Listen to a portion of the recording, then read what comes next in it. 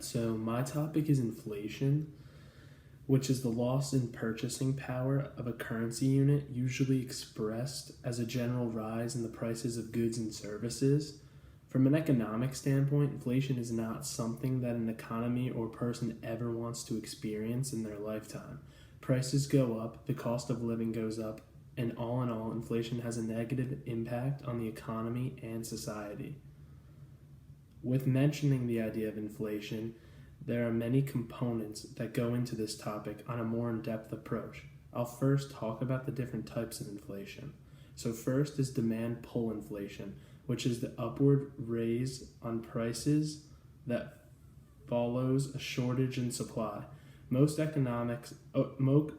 economists describe this type of inflation as too many dollars chasing too few goods in the market. The next type of inflation is cost push inflation. This type of inflation is caused by a spike increase in prices of inputs like labor, raw materials, and other expenses. Mainly, this type of inflation starts with an increase in cost of production. The next type of inflation is hyperinflation. Hyperinflation is when monetary inflation is occurring at a very high rate and is a devastating scenario in which inflation rises rapidly out of control. At times of hyperinflation, the prices for goods and services raise more than 50%.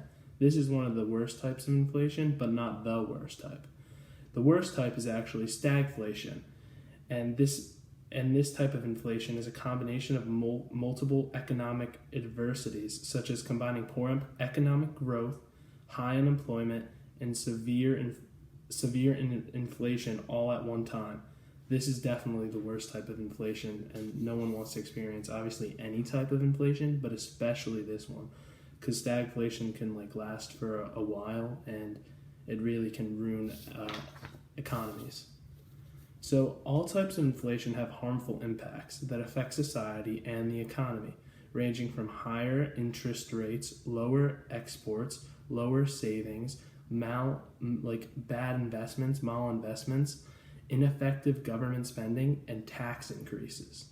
For the United States, inflation is controlled by the Federal Reserve, which with open market operations, the Fed fund rate, and discount rates that help manage inflation in multiple different aspects and ways. To wrap things up though, inflation is not good by any means, and it is actually nicknamed the destroyer of wealth. No one ever wants to experience it because it actually lowers the value of the dollar. It actually destroys wealth. It is what it is.